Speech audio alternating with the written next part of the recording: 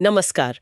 आज वेब की दुनिया की बिल्कुल बुनियाद की बात करते हैं, HTML की। हाँ जी। हमारे पास असाइनमेंट ऑन क्लिक की एक सामग्री है, HTML वेब विकास की नींव।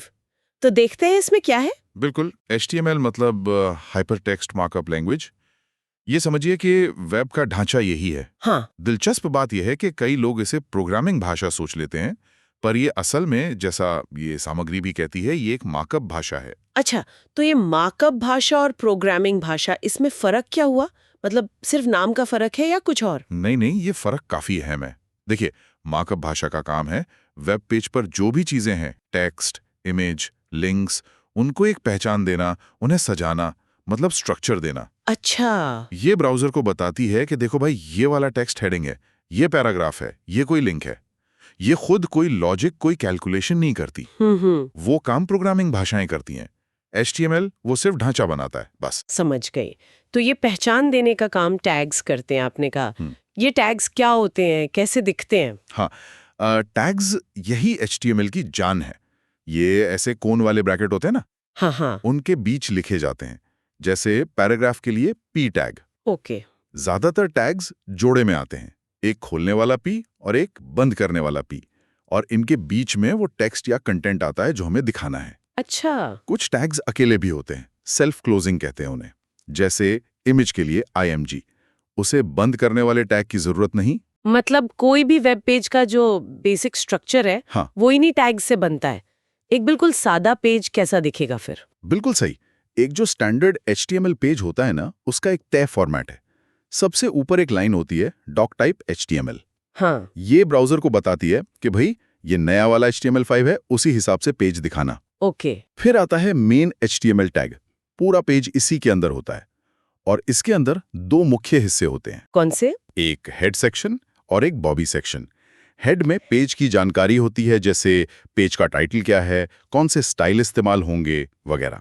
ये सब पेज पर सीधे दिखता नहीं। अच्छा। और फिर आता है बॉडी। इसमें वो सब कुछ होता है जो यूजर को वेब पेज पर असल में नजर आता है। टेक्स्ट, इमेज, लिंक्स, सब कुछ। ठीक है। और इन टैग्स के साथ कुछ और भी जुड़ता है? सामग्री में एट्रीब्यूट्स का जिक्र था, वो क्या है? हाँ, एट्रीब्यूट्स बहुत जरूरी हैं। ये टैग्स को एक्स्ट्रा जानकारी देते हैं। जैसे? जैसे मान लीजिए एक लिंक बनाना है, तो हम A टैग इस्तेमाल करते हैं।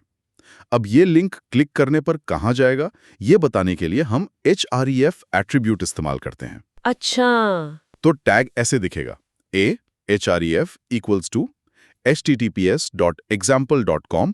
यहाँ क्लिक करें। इसमें href एट्रीब्यूट है और https.example.com उसकी वैल्यू है। समझ गई। तो ये नाम वैल्यू की तरह होते हैं। बिल्कुल। और भी कॉमन एट्रीब्यूट्स हैं, जैसे आईडी, जो किसी एलिमेंट को एक यूनिक नाम देता है, या क्लास, जिससे हम कई एलिमेंट्स को ग्रुप में डाल सकते हैं स्टाइलिंग वगैरह के लिए। अच्छा। और टेक्स्ट को फॉर्मेट करने के लिए भी कुछ बेसिक टैग्स होंगे? हाँ हाँ, बिल्कुल। जैसे हेडिंग्स के लिए H1 से लेकर H6 तक।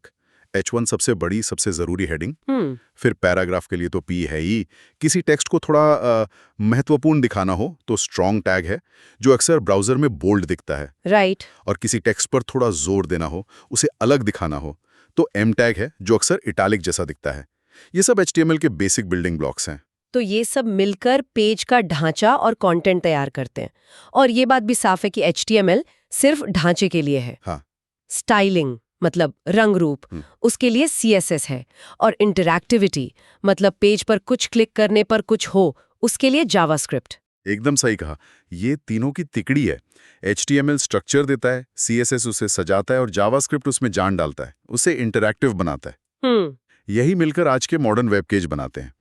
जैसा सामग्री में भी लिखा है, टिम बर्नर्स-ली ने 1991 में सर्न में से बनाया था, और 2014 से HTML5 इसका स्टैंडर्ड वर्जन है।